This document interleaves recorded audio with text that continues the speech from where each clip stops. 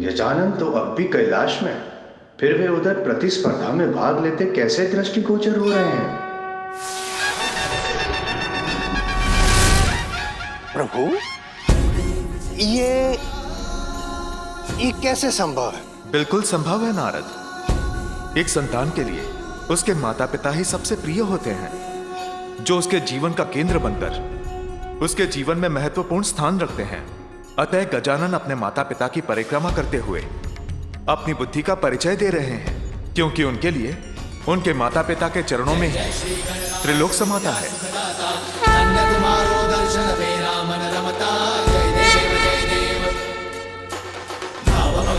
कोई शरणागत आवे, सन्नत संपद सब ही भरपूर पावे। ऐसे तुम महाराज को अति भावे, नंदन गुण गावे। जय देव जय देव, जय जय श्री गणराज विद्या सुखदाता। धन्य तुम्हारो दर्शन मेरा मन रमता। जय देव जय देव।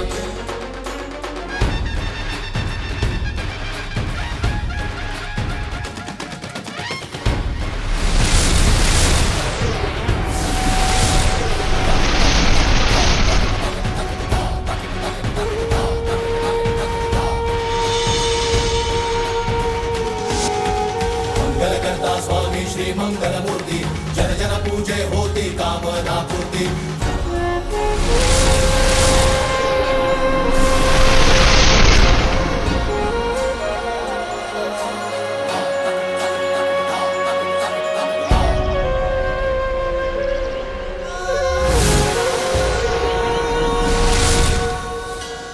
कितना अद्भुत और कितना दिव्य दृश्य है ये। किंतु प्रभु, ये कैसे संभव है कि गजानन यहाँ पे माता पिता की परिक्रमा कर रहे हैं, तत्पश्चात भी वे वहां अन्य देवताओं के साथ स्पर्धा में सहभागी हो रहे हैं? कैसे? बिल्कुल संभव है नारद। ये ब्रह्मांड जितना विशाल है उतना ही सूक्ष्म भी है। जहां एक तरफ इस अनंत ब्रह्मांड में एक छोर को ढूंढ पाना कठिन है, वहीं इस ब्रह्मांड में एक छोटे से छोटे कण में संपूर्ण ब्रह्मांड समाता है। माता पिता के चरणों में ही त्रिलोक होता है। अतः गजानन अपने माता पिता की परिक्रमा करते करते त्रिलोक की भी यात्रा कर रहे हैं। यह बिल्कुल उसी प्रकार है जैसे हमारे भक्त भोग हमारी प्रतिमा को लगाते हैं, किंतु उसे ग्रहण हम करते हैं। भविष्य यज्ञ की अग्नि को दिया जाता है, परंतु उसे ग्रहण देवता करते हैं। सत्य वचन।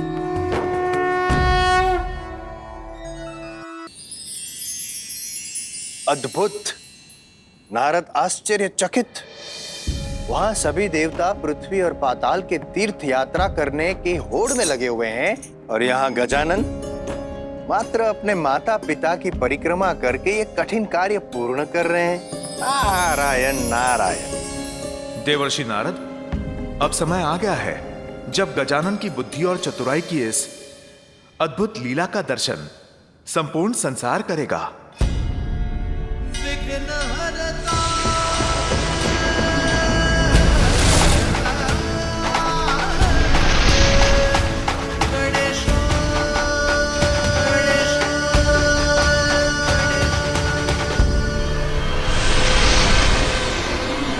प्रभु, इस लघु द्वार में मैं अपने इस विशाल आकार के साथ कैसे प्रवेश करूंगा?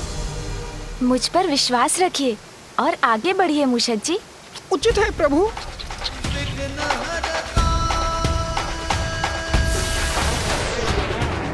गजानन पाताल के द्वार तक पहुंच गए हैं। द्वार तक पहुंच तो गए हैं, किंतु क्या देवर्षि? प्रश्न ये है मां सरस्वती, क्या बालक गजानन पाताल में प्रवेश कर पाएंगे?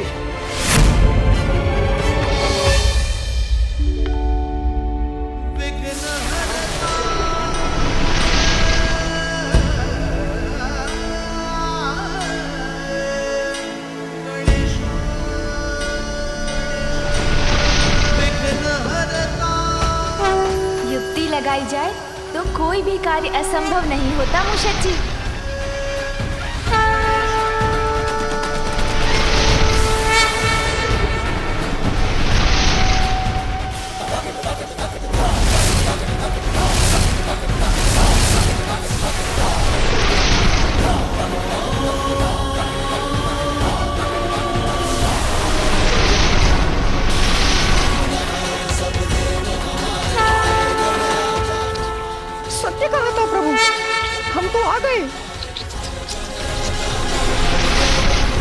उस द्वार से तो आगे बढ़ने में सफल हो गए हम। हाँ प्रभु, अब आगे बढ़ते हैं।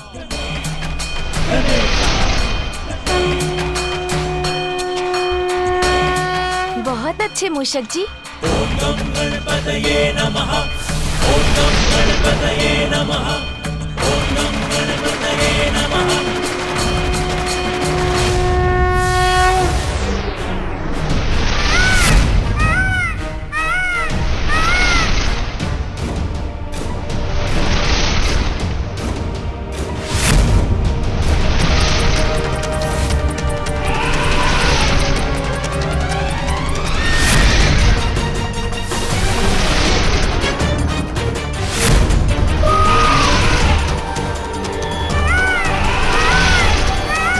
कुमार कार्तिकेय, पाताल का मार्ग दिखाने के लिए धन्यवाद, किंतु अब मैं आपको पीछे छोड़ दूंगा। रावत, पूरे वेग के साथ आगे बढ़ो।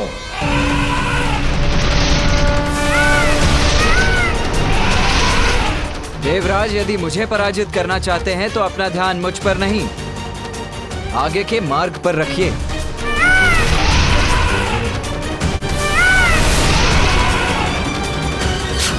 रावत!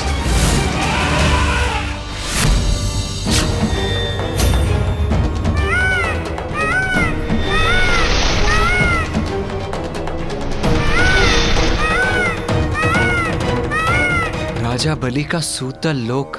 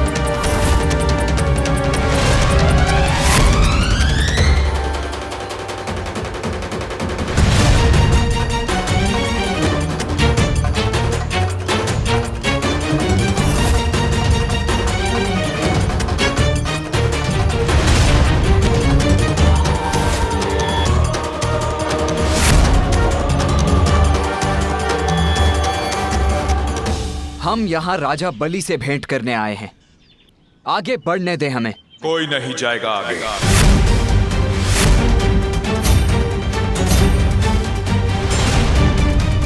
हम देवगण यहाँ कैलाश से आ रहे हैं और तुम हमें रोकने का दुस्साहस कर रहे हो।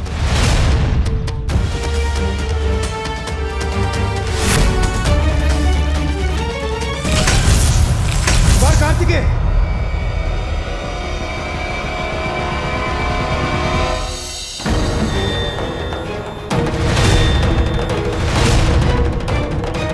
हम देवताओं को रोकने का दुस्साहस कैसे किया? ये तो कोई असुर प्रतीत होता है, मुझे इसे अपने मार्ग से हटाना ही होगा।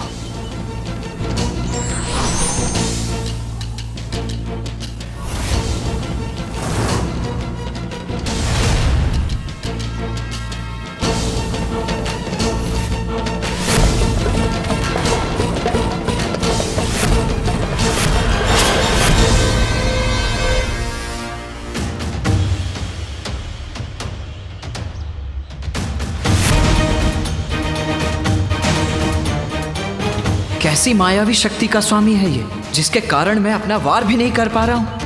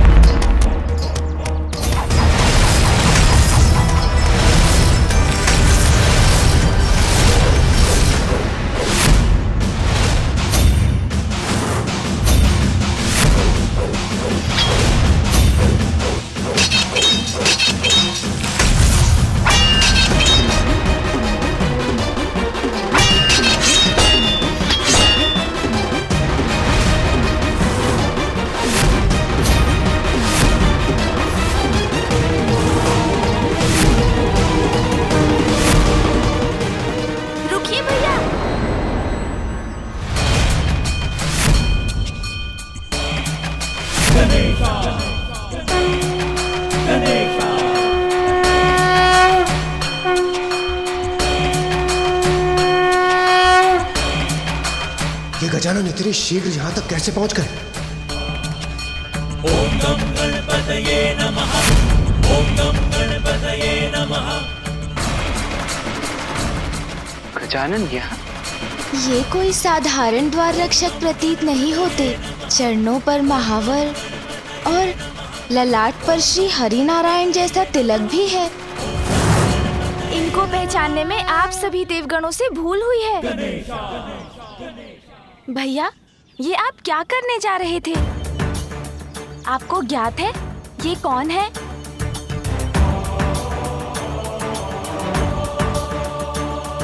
स्वयं मामा जी श्री हरि नारायण है ये।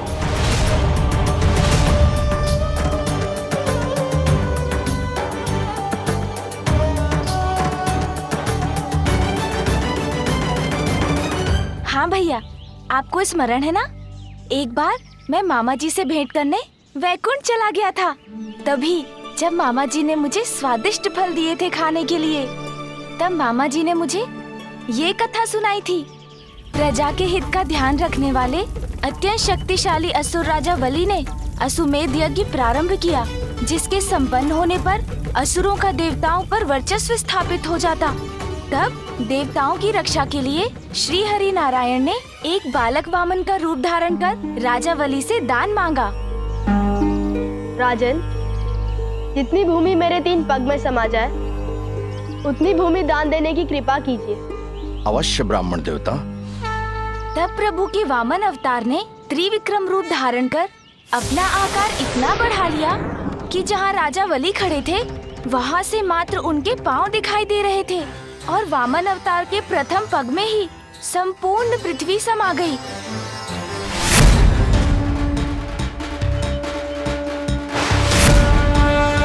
उनके दूसरे पग में अन्य सभी लोग आ गए।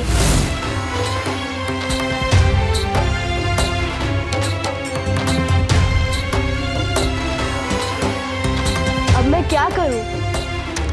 मेरे तीसरे पग के लिए कुछ भी शेष नहीं रहा। अपना तीसरा पग कहाँ रखूं मैं? और इस प्रकार राजा वली, जिन्होंने अपना कोई वचन कभी भंग नहीं किया था, प्रभु के वामन अवतार के समक्ष झुक गए और उनके तीसरे पग के लिए अपना शीश ही बढ़ा दिया।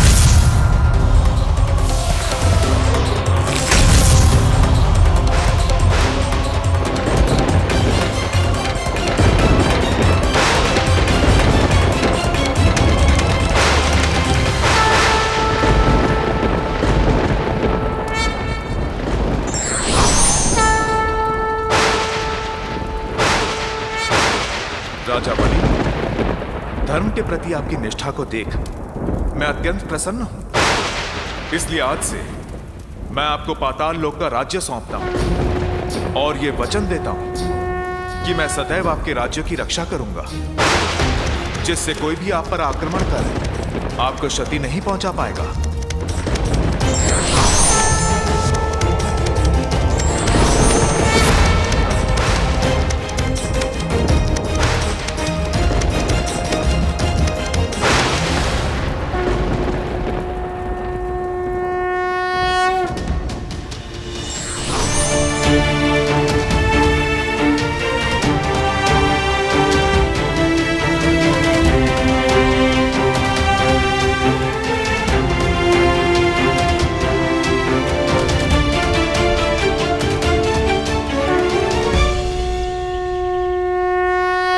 मुझे क्षमा कर दीजिए, मुझे नहीं ज्ञात था कि आप स्वयं श्री हरि नारायण हैं। प्रभु, हमारा निवेदन स्वीकार कर क्या आप हमें भीतर जाने की अनुमति देंगे? मैंने कहा ना, कोई भीतर नहीं जा सकता।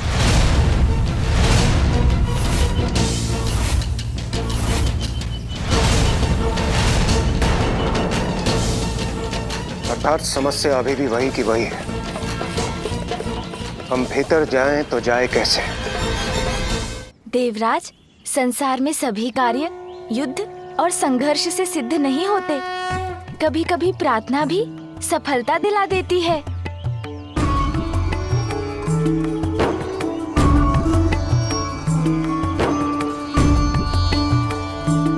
हाँ, उचित कहते हैं गजानन। मैं समझ गया।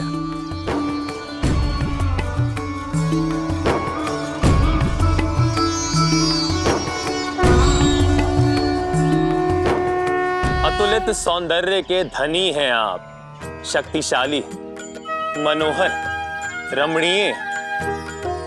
आपको अपने भक्त से इतना प्रेम है प्रभु कि आप यहाँ स्वयं उनकी रक्षा के लिए पाताल लोक में स्थित हैं। मैं भी आपका परम भक्त हूं प्रभु। आपको तो ज्ञात है कि मैं यहां किस प्रयोजन से आया हूं, इसलिए मुझे यहां से आगे बढ़ने की अनुमति दीजिए प्रभु।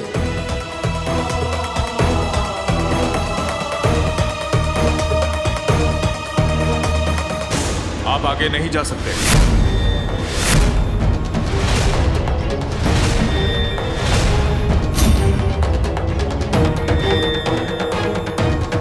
आपकी युक्ति तो असफल हो गई गजानन।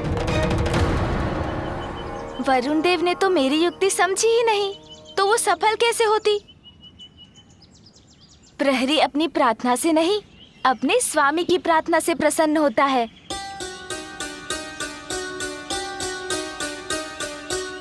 और इस समय श्री हरि नारायण के अंश राजा वली के राज्य की रक्षा कर रहे हैं।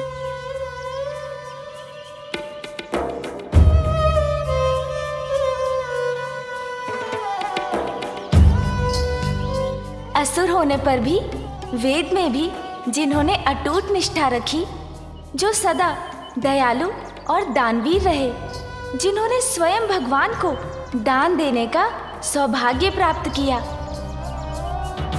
दान देते समय जिनके हाथ ऊपर रहे और भगवान के हाथ दान स्वीकार करने के लिए नीचे हो गए। ये इतना दिव्य मधुर स्वर किसका है?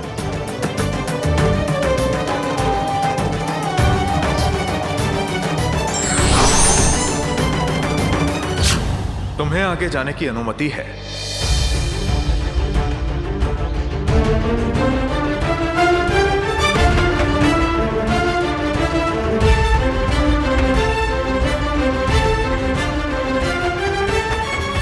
धन्यवाद मामा जी।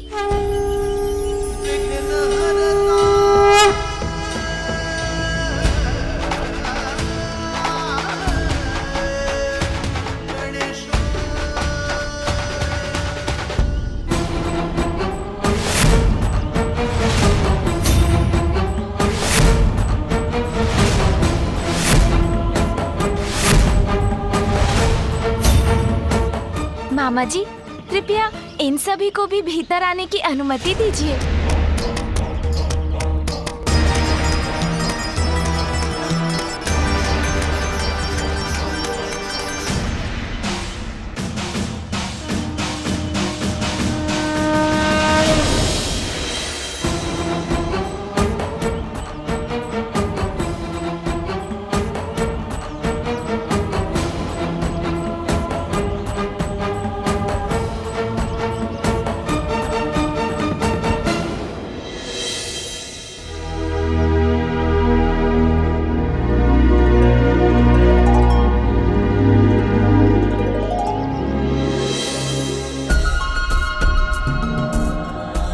गजानन, मैं प्रतियोगिता के प्रारंभ स्थान पर छोड़कर आया था, फिर इतनी शीघ्र तुम यहाँ कैसे पहुंच गए? अहो भाग्य मेरा, जो मुझे इतना बड़ा सौभाग्य प्राप्त हुआ।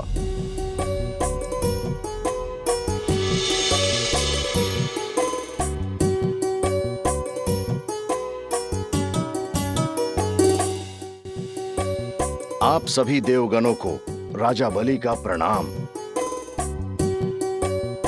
प्रणाम राजा बलि जी। महादेव और माता पार्वती के पुत्र स्वयं हमारे पास आए हैं। ये तो मेरा परम सौभाग्य है। आपका स्वागत है। प्रणाम देवराज, प्रणाम देवगणों, आप सभी का स्वागत है यहाँ। राजा बलि, आपको तो ज्ञात ही होगा कि हम सब यहाँ एक प्रतियोगिता को पूर्ण करने के उद्देश्य से आए हैं। इसीलिए अभी हमें आपके उपवन के फुहारे से मोतियों की आवश्यकता है। अवश्य, आप सभी यहाँ इतनी दूर से मेरे पास आए, मेरे अतिथि हैं, और ये तो आपका अधिकार है। यदि आप भोजन के लिए भी रुक सकते तो और भी उत्तम होता। भोजन?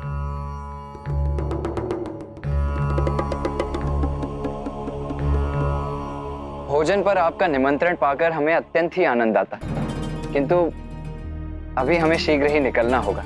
उसके लिए मैं क्षमा प्रार्थी हूँ। हाँ राजा बाली, इससे पूर्व की विलंब हो जाए, हमें यहाँ से प्रस्थान करना होगा। सर्वप्रथम ये तो राजा बलि की उदारता है कि उन्होंने हमें अपने भवन में प्रवेश करने दिया। अब वो हमें सादर भोजन के लिए आमंत्रित कर रहे हैं, जिस आमंत्रण को अस्वीकार करना उनके आतिथ्य का अपमान होगा। अति उत्तम, मैं इस निर्णय से अत्यंत आनंदित हूँ। किंतु ये तो बताइए कि भोजन में आपने क्या पकवान तैयार करवाया है? जो आप खाना चाहें। आनंद आएगा। आइए देवराज, आइए देवगणों।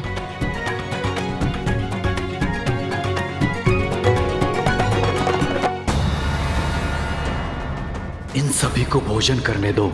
अच्छा अवसर है, मैं धीरे से छिपकर निकल जाऊंगा यहाँ से।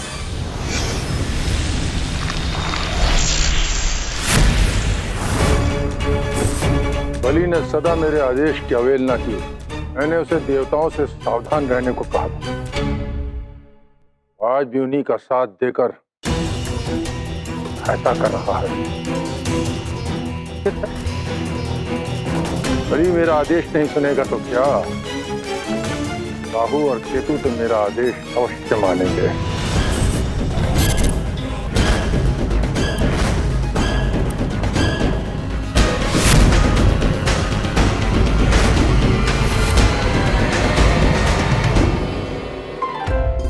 लीजिए देवराज, भोजन ग्रहण कीजिए। प्रणाम सूर्यदेव, कृपया आप भी भोजन ग्रहण कीजिए।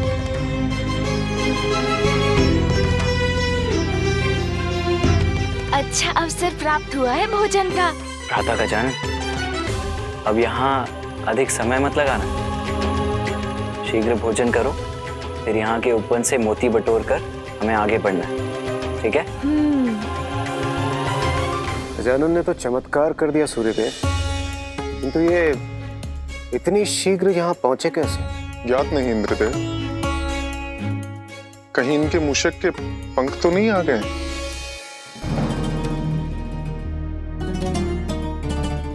अन्य सभी के पूर्व भोजन समाप्त कर लेता हूं।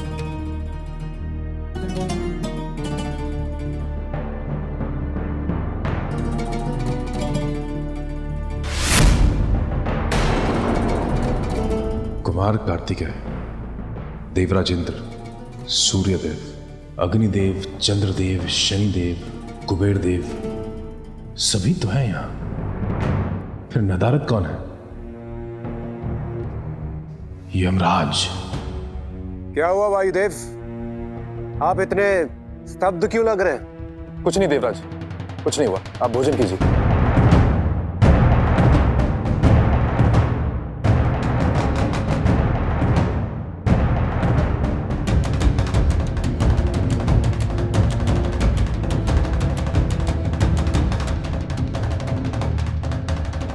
मोदक बहुत स्वादिष्ट है, और लाइए।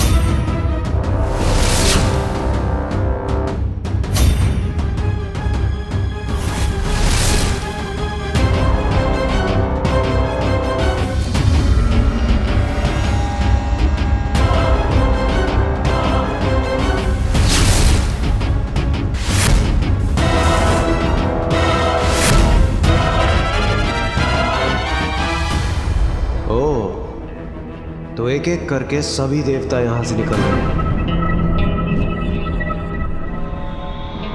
गजानन, बस बहुत हो।